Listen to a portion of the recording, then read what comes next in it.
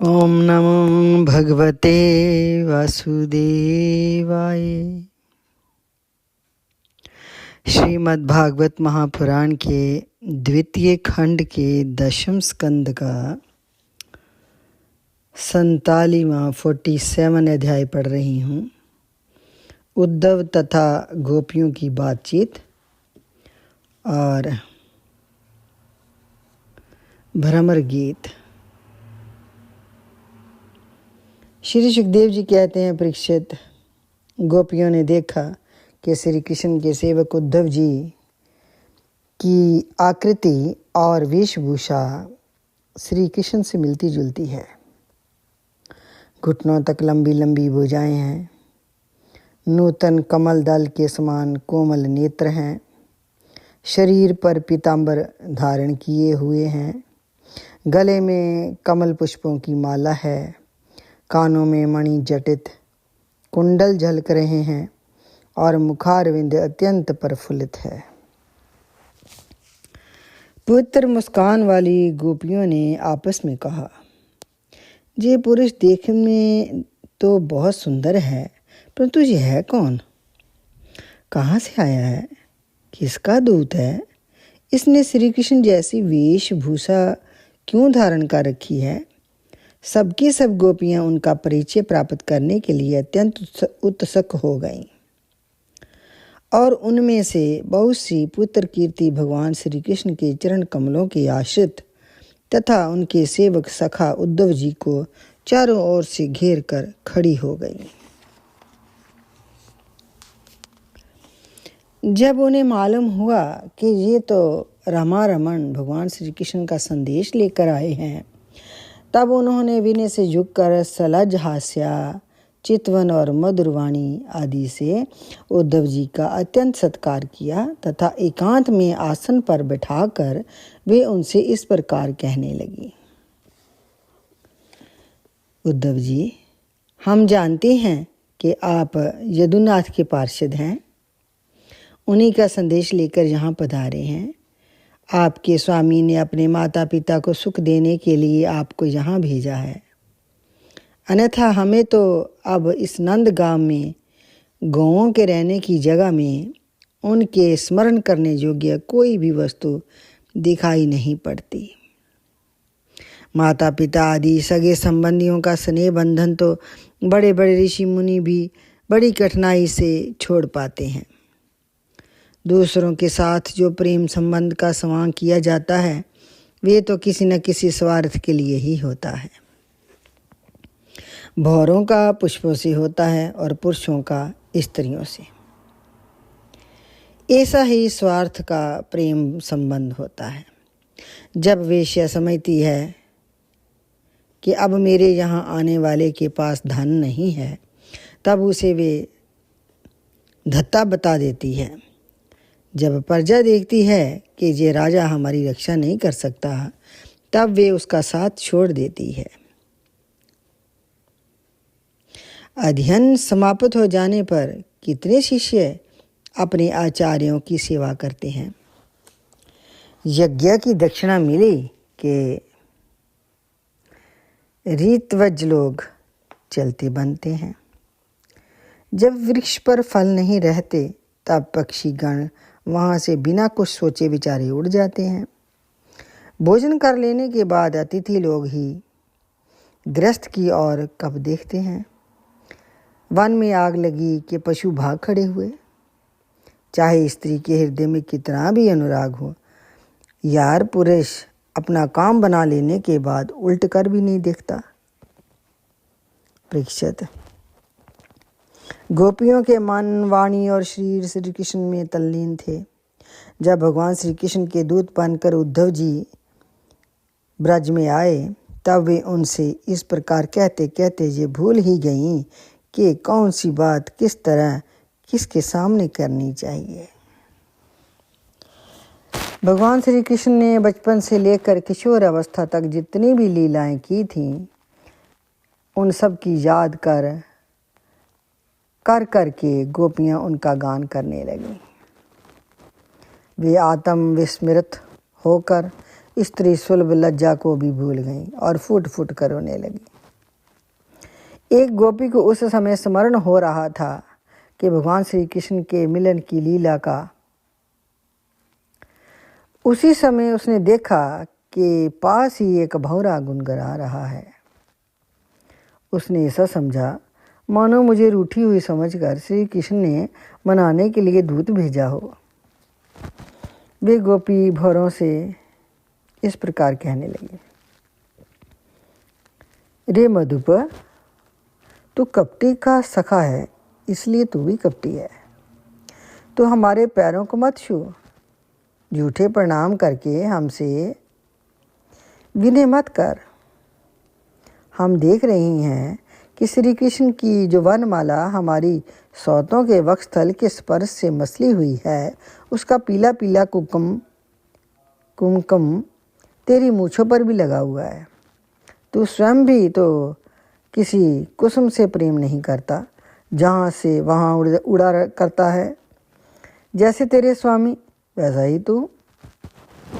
मधुपति श्री कृष्ण मथुरा की माननी नायिकाओं को मनाया करें। उनका वे कुमकुम रूप कृपा प्रसाद जो जदुवंशियों की सभा में उपहास करने योग्य है, अपने ही पास रखें। उसे तेरे द्वारा यहाँ भेजने की क्या आवश्यकता है? जैसा तू काला है वैसे ही वे भी काले हैं। तू भी पुष्पों का रस लेकर उड़ जाता है, वैसे वे भी निकले। उन्होंने हमें केवल एक बार, हाँ ऐसा ही लगता है, केवल एक बार अपनी तनक सी मोहिनी और परम मादक अदर सुधा पिलाई थी, और फिर हम भोली भाली गोपियों को छोड़कर वे यहाँ से चले गए थे।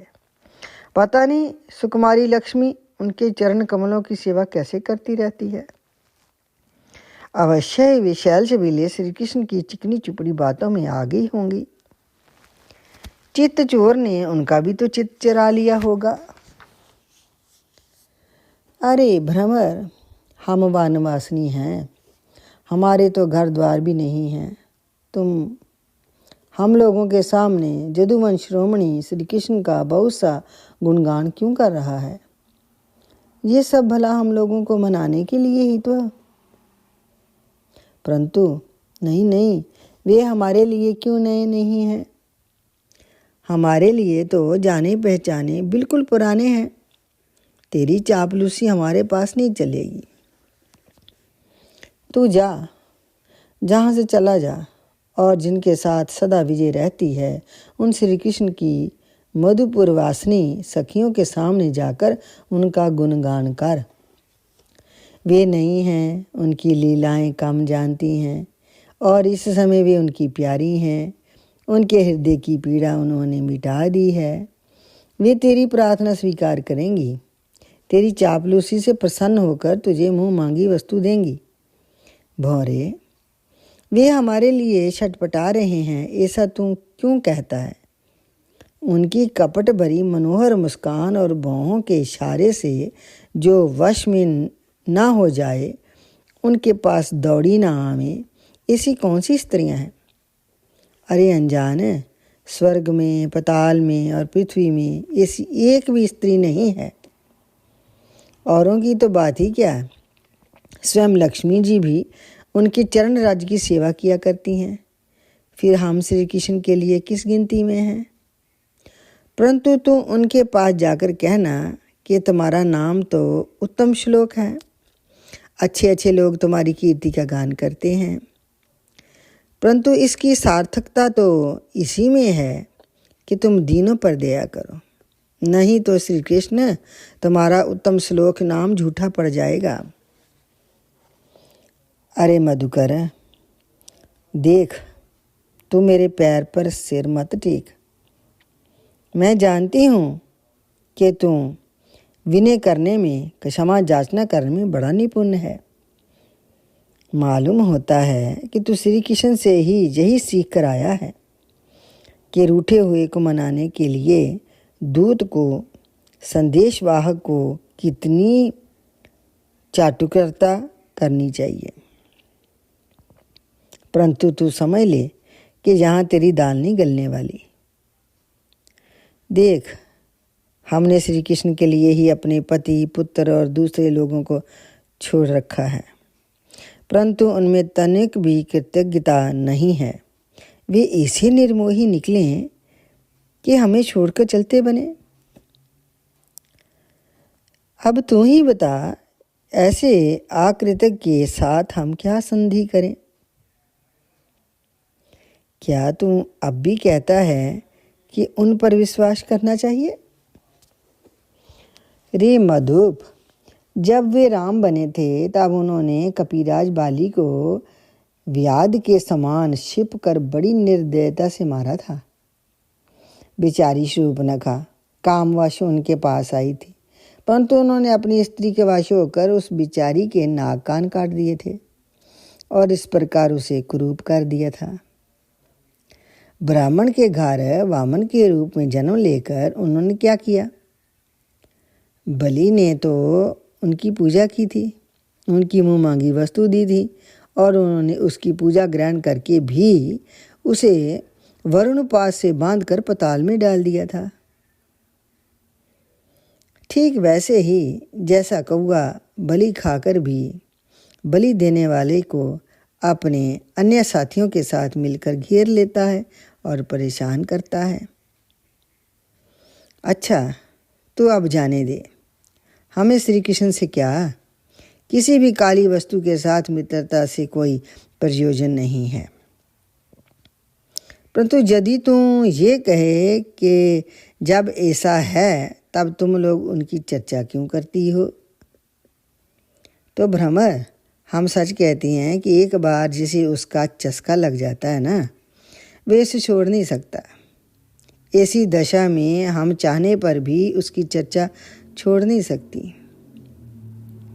श्री कृष्ण की लीला रूप कर्णामृत के एक कण का भी जो रसास्वादन कर लेता है, उसके राग, द्वेष, सुख, दुख आदि सारे द्वंद्व छूट जाते हैं।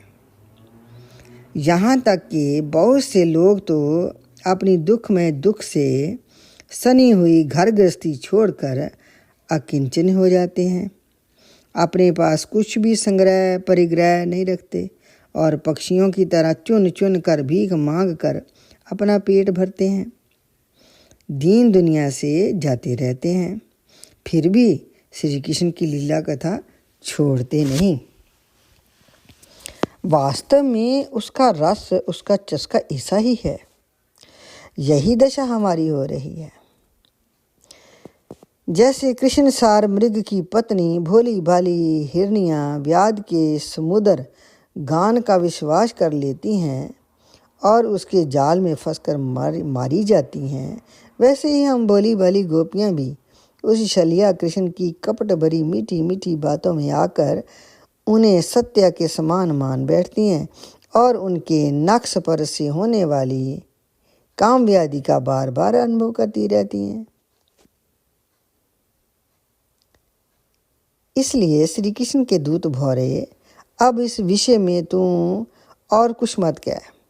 तुझे कहना ही तो कोई दूसरी बात कह।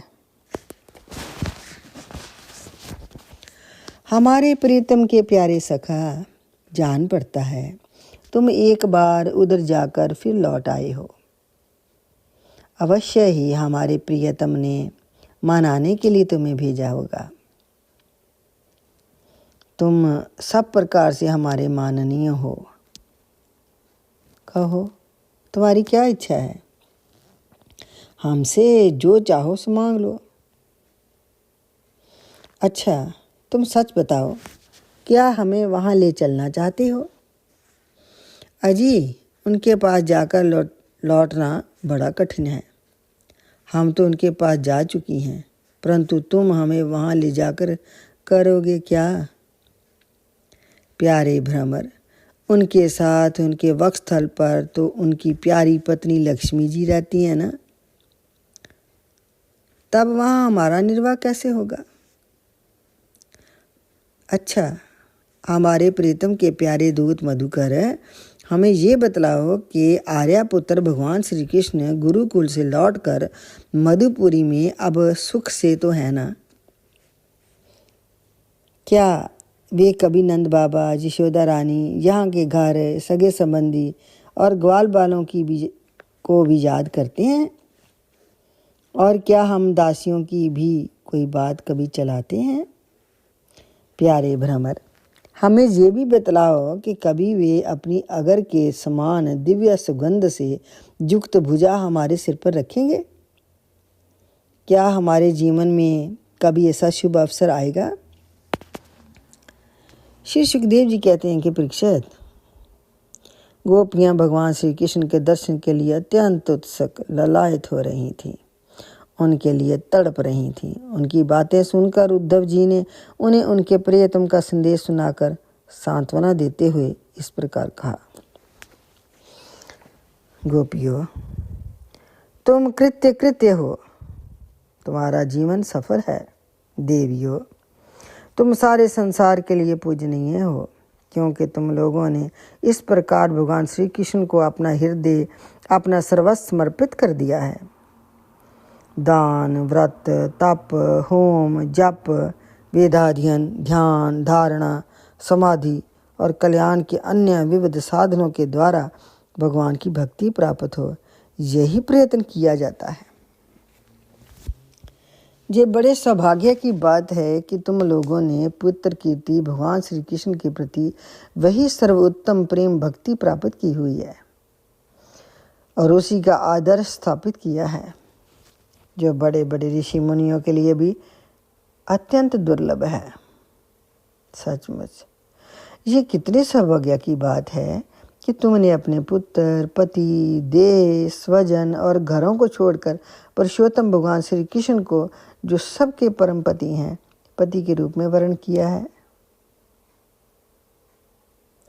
महाभाग्यवती गोपियों, भगवान श्री कृष्ण के वियोग से तुमने उन इंद्रियातीत परमात्मा के प्रति वे भाव प्राप्त कर लिया है जो सभी वस्तुओं के रूप में उनका दर्शन कराता है।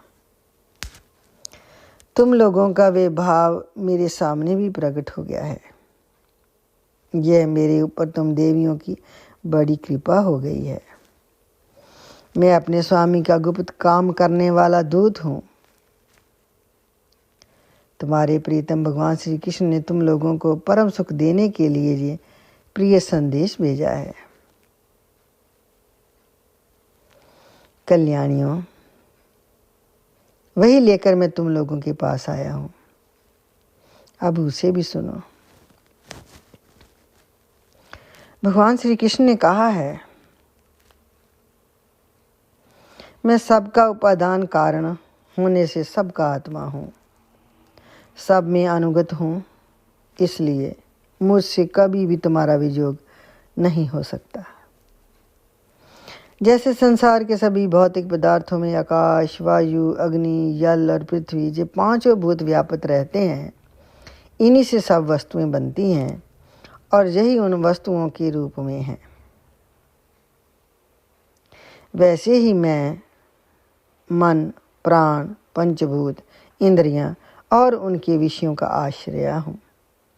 वे मुझ में हैं, मैं उनमें हूँ, और सच पूछो तो मैं ही उनके रूप में प्रकट हो रहा हूँ।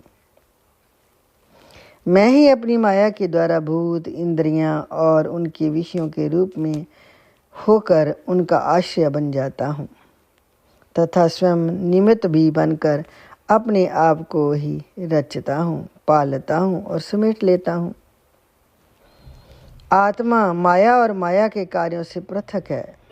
वे विशुद्ध ज्ञान स्वरूप जड़ प्रकृति, अनेक जीव तथा अपने ही आवांतर भेदों से रहित सर्वथा शुद्ध है। कोई भी गुण उसका स्पर्श नहीं कर पाते। माया की तीन वृत्तियां हैं, सुषुप्ति, स्वप्न और जागृत। इनके द्वारा वही अखंड अनंत बोध स्वरूप आत्मा कभी प्राज्ञा तो कभी तेजस और कभी विश्वास रूप से प्रतीत होता है। मनुष्य को चाहिए कि वे समझे कि स्वप्न में दिखने वाले पदार्थों के समान ही जागृत अवस्था में इंद्रियों के विषय भी प्रतीत हो रहे हैं, वे मिथ्या है। इसलिए उन विषयों का चिंतन करने वाले मन और इंद्रियों को रोक लें और मानो सोकर उठा हो इस प्रकार जगत के स्वप्निक विषयों को त्याग कर मेरा साक्षात्कार करें। जिस प्रकार सभी नदियां घूम फिर कर समुद्र में ही पहुंचती हैं, उसी प्रकार मनस्वी पुरुषों का वेदाभ्यास, योग साधना, आत्मा न आत्मा, विवेक, त्याग, तपस्या, इंद्रिय संयम और सत्य आदि समस्त धर्म मेरी प्राप्ति में ही समाप्त हो जाते हैं। सबका सच्चा फल है मेरा साक्षात्कार, क्योंकि वे सब मन को निरुद्ध करके मेरे पास पहुंच जाते हैं। गोपियों, इसमें संदेह नहीं कि मैं तुम्हारे नयनों का ध्रुव तारा हूँ, तुम्हारा जीवन सर्वस्व हूँ, किंतु मैं जो तुमसे इतना दूर रहता हूँ उसका कारण है वह यही कि तुम निरंतर मेरा ध्यान कर सको। शरीर से दूर रहने पर भी मन से तुम मेरी सन्निधि का अनुभव करो। अपना मन मेरे पास रखो, क्योंकि स्त्रियों और अन्य प्रेमियों का चित्त अपने परदेशी प्रियतम में जितना निश्चल भाव से लगा रहता है, उतना आंखों के सामने पास रहने वाले प्रीतम में नहीं लगता। आशीष वृत्तियों से रहित संपूर्ण मन मुझ में लगाकर जब तुम लोग मेरा अनुस्मरण करोगी, तब शीघ्र ही सदा के लिए मुझे प्राप्त हो जाओगी। कल्याणियों, जिस समय मैंने वृंदावन में शारदीय पूर्णिमा की रात्रि में रास क्रीड़ा की थी, उस समय जो गोपियां स्वजनों के रोक लेने से ब्रज में ही रह गई थीं, मेरे साथ रास विहार में सम्मिलित नहीं हो सकी थीं, वे मेरी लीलाओं का स्मरण करने से ही मुझे प्राप्त हो गई थीं। तुम्हें भी मैं मिलूंगा अवश्य, निराश होने की कोई बात नहीं है। श्री सुखदेव जी कहते हैं, परीक्षित, अपने प्रियतम श्री कृष्ण का ये संदेशा सुनकर गोपियों को बड़ा आनंद हुआ।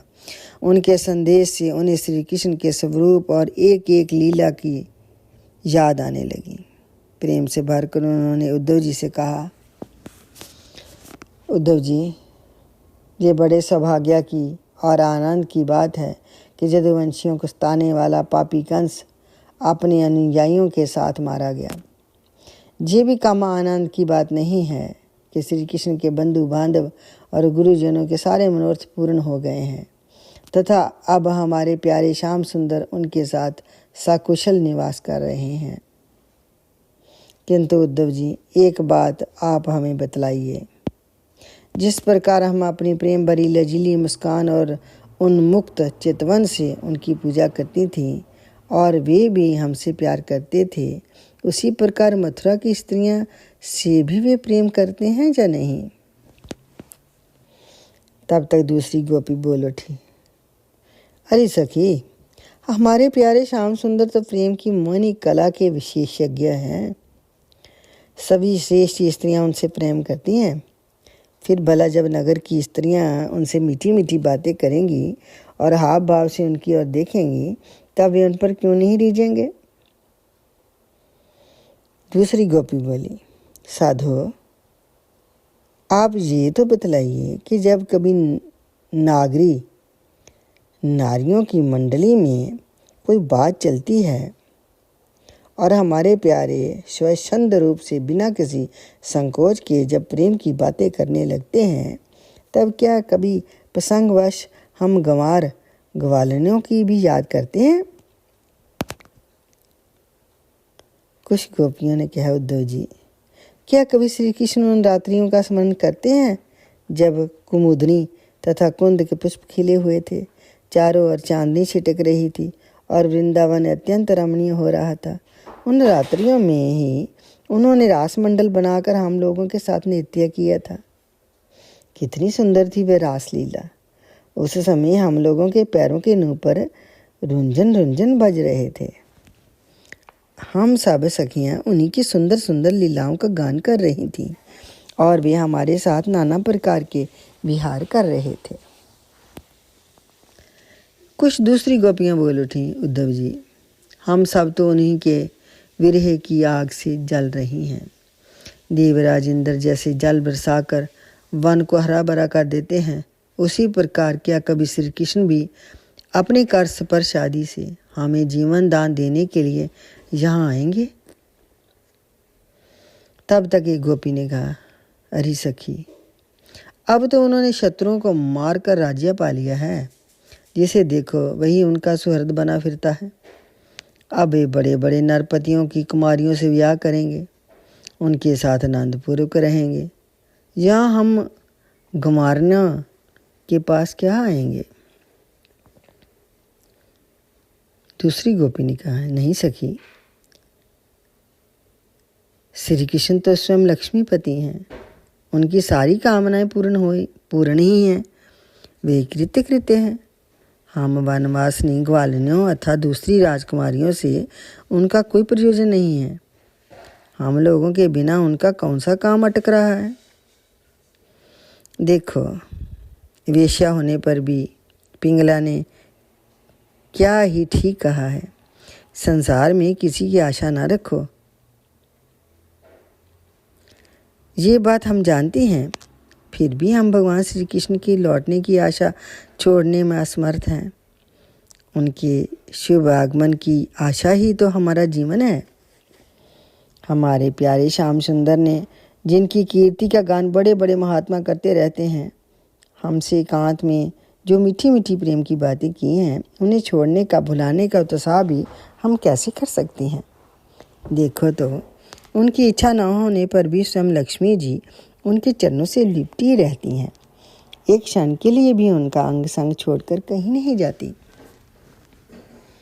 उद्धव जी, ये वही नदी है जिसमें वे विहार करते थे। ये वही पर्वत है जिसके शिखर पर चढ़कर वे बांसुरी बजाते थे। ये वही वन है जिनमें वे रात्रि के समय लीला करते थे। और ये वही गायें हैं जिनके चराने के लिए वे सुबह शाम हम लोगों को देखते हुए जाते आते थे। और ये ठीक वैसी ही वंशी की तान हमारे कानों में गूंजती रहती है जैसी वे अपने अधरों के संजोग से छिड़ा करते थे। बलराम जी के साथ श्री कृष्ण ने इन सभी का सेवन किया है।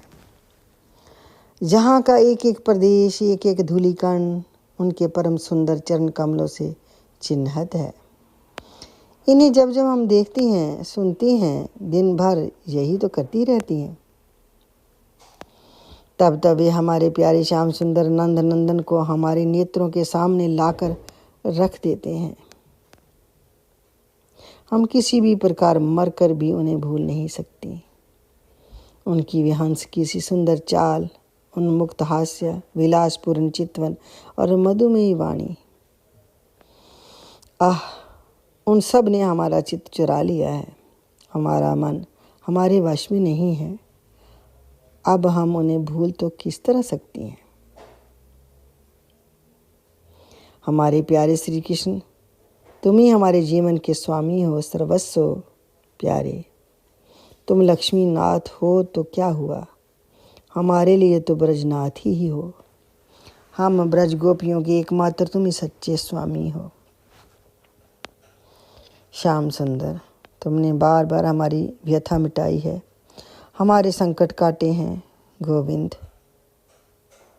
तुम गौओं से बहुत प्रेम करते हो, क्या हम गौएं नहीं हैं? तुम्हारा जो सारा गोकुल, जिसमें ग्वाल बाल, माता पिता, गौएं और हम गोपियां, सब कोई है, दुख के अपार सागर में डूब रहा है। तुम इसे बचाओ, आओ हमारी रक्षा करो। श्री सुखदेव जी कहते हैं, प्रिय परीक्षित, भगवान श्री कृष्ण का प्रिय संदेश सुनकर गोपियों के विरह की व्यथा शांत हो गई थी। वे इंद्रिय अतीत भगवान श्री कृष्ण को अपने आत्मा के रूप में सर्वत्र स्थित समझ चुकी थीं। अब वे बड़े प्रेम और आदर से उद्धव जी का सत्कार करने लगीं। उद्धव जी गोपियों की वीर्या व्यथा मिटाने के लिए कई महीनों तक रहे। वे भगवान श्री कृष्ण की अनेक लीलाओं और बातें सुना सुनाकर ब्रजवासियों को आनंदित करते रहे। नंद बाबा के ब्रज में जितने दिनों तक उद्धव जी रहे, उतने दिनों तक भगवान श्री कृष्ण की लीला की चर्चा होते रहने के कारण ब्रजवासियों को ऐसा जान पड़ा मानो अभी एक ही क्षण हुआ हो। भगवान के परम प्रेमी भक्त उद्धव जी कभी नदी तट पर जाते, कभी वनों में विहरते और कभी गिरिराज की घाटियों में विचरते। कभी रंग बिरंगे फूलों से लदे हुए वृक्षों में से रम जाते और यहाँ भगवान श्री कृष्ण ने कौन सी लीला की है, ये पूछ पूछ कर ब्रजवासियों को भगवान श्री कृष्ण और उनकी लीला के स्मरण में तन्मय कर देते। उद्धव जी ने ब्रज में रहकर गोपियों की इस प्रकार की प्रेम विकलता तथा और भी बहुत सी प्रेम चेष्टाएं देखी। उनकी इस प्रकार श्री कृष्ण में तन्मयता देखकर वे प्रेम और आनंद से भर गए। अब वे गोपियों का नमस्कार करते हुए इस प्रकार गान करने लगे। इस पृथ्वी पर केवल इन गोपियों का ही शरीर धारण करना श्रेष्ठ एवं सफल है, क्योंकि ये सर्वात्मा भगवान श्री कृष्ण के परम प्रेम में दिव्य महाभाव में स्थित हो चुकी हैं। प्रेम की ये ऊंची से ऊंची स्थिति संसार के भय से भीत मुमुक्षुजनों के लिए ही नहीं, अपितु बड़े बड़े मुनियों, मुक्त पुरुषों तथा हम भक्त जनों के लिए भी अभी वांछनीय ही है। हमें इसकी प्राप्ति नहीं हो सकी। सत्य है, जिन्हें भगवान श्री कृष्ण की लीला कथा के रस का चस्का लग गया है, उन्हें कुलीनता की, द्विज जाति, समुचित संसार की, संस्कार की और बड़े बड़े यज्ञ यागों में दीक्षित होने की क्या आवश्यकता है। अथवा यदि भगवान की कथा का रस नहीं मिला, उसमें रुचि नहीं हुई, तो अनेक महाकल्पों तक बार बार ब्रह्मा होने से ही क्या लाभ।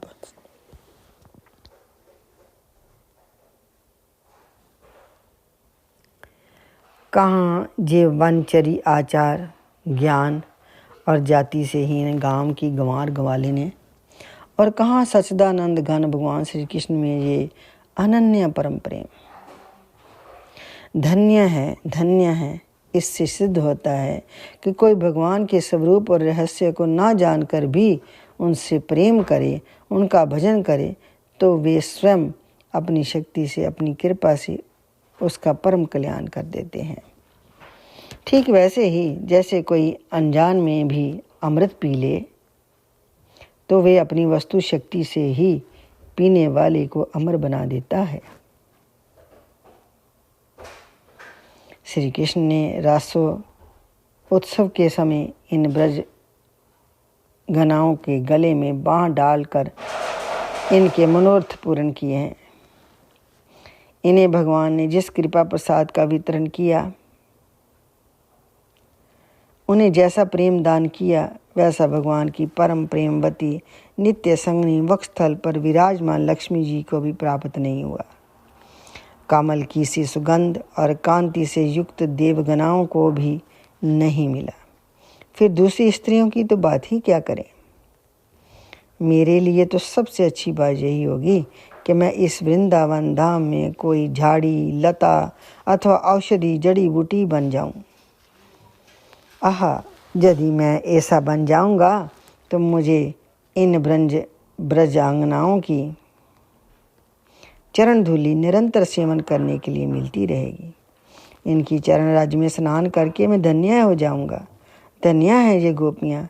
देखो तो सही, जिनका छोड़ना अत्यंत कठिन है, उन स्वजन संबंधियों को तथा लोक वेद की आर्या मर्यादा का परित्याग करके इन्होंने भगवान की पदवी, उनके साथ तन्मयता, उनका परम प्रेम प्राप्त कर लिया है। औरों की तो बात ही क्या। भगवत वाणी उनकी निश्वास रूप समस्त श्रुतियाँ उपनिषद भी अब तक भगवान के परम प्रेममय स्वरूप को ढूंढती ही रहती हैं, प्राप्त नहीं कर पाती। स्वयं भगवती लक्ष्मी जी जिनकी पूजा करती रहती हैं, ब्रह्मा शंकर आदि परम समर्थ देवता, पूर्ण काम आत्मा राम और बड़े बड़े जोगेश्वर अपने हृदय में जिनका चिंतन करते रहते हैं, भगवान श्री कृष्ण के उन्हीं चरणारविंदों को रासलीला के समय गोपियों ने अपने वक्षस्थल पर रखा और उनका आलिंगन करके अपने हृदय की जलन बिरहा व्यथा शांत की थी।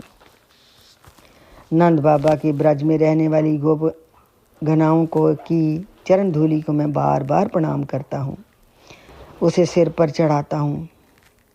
इन गोपियों ने भगवान श्री कृष्ण की लीलाओं के संबंध में जो कुछ गान किया है, वे तीनों लोगों को पवित्र कर रखा है और सदा सर्वदा पवित्र करता रहेगा। श्री सुखदेव जी कहते हैं, परीक्षित, इस प्रकार कई महीनों तक ब्रज में रहकर उद्धव जी ने अपना मथुरा जाने के लिए गोपियों से नंद बाबा और यशोदा मैया से आज्ञा प्राप्त की। ग्वाल बालों से विदा लेकर वहां से यात्रा करने के लिए वे रथ पर सवार हुए। जब उनका रथ ब्रज से बाहर निकला, तब नंद बाबा आदि गोप गण बहुत सी भेंट आदि सामग्री लेकर उनके पास आए और आंखों में आंसू भरकर उन्होंने बड़े प्रेम से कहा, उद्धव जी, अब हम यही चाहते हैं कि हमारे मन की एक एक वृत्ति, एक एक संकल्प श्री कृष्ण के चरण कमलों को ही आश्रित रहे, उन्हीं की सेवा के लिए उठे और उन्हीं में लगी भी रहे। हमारी वाणी नित्य निरंतर उन्हीं के नामों का उच्चारण करती रहे और शरीर उन्हीं के वो प्रणाम करता रहे और उन्हीं की आज्ञा पालन और सेवा में लगा रहे। उद्धव जी, हम सच कहते हैं कि हमें मोक्ष की इच्छा नहीं है। हम भगवान की इच्छा से अपने कर्मों के अनुसार चाहे जिस जोनि में जन्म दें, वहाँ शुभ आचरण करें, दान करें और उसका फल यही पावें कि हमारे अपने ईश्वर श्री कृष्ण में हमारी प्रीति बढ़ती ही रहे। परीक्षित, नंद बाबा आदि गोपों ने इस प्रकार श्री कृष्ण भक्ति के द्वारा उद्धव जी का सम्मान किया। अब वे भगवान श्री कृष्ण के द्वारा सुरक्षित मथुरापुरी में लौट आए। वहां पहुंचकर उन्होंने भगवान श्री कृष्ण को प्रणाम किया और उन्हें ब्रजवासियों की प्रेममयी भक्ति का उद्रेक जैसा उन्होंने देखा था कह सुनाया। इसके बाद नंद बाबा ने भेंट की जो सामग्री दी थी, वे उनको वासुदेव जी, बलराम जी और राजा उग्रसेन को दे दी। इति श्रीमद् भागवत महापुराण के 10वें स्कंद का 47वां अध्याय संपूर्ण। श्रीमद् भागवत महापुराण की आरती। आरती अति पावन पुराण की, धर्म भक्ति विज्ञान खान की। महापुराण भागवत निर्मल, शुकमुख विगलित निगम कल्प फल।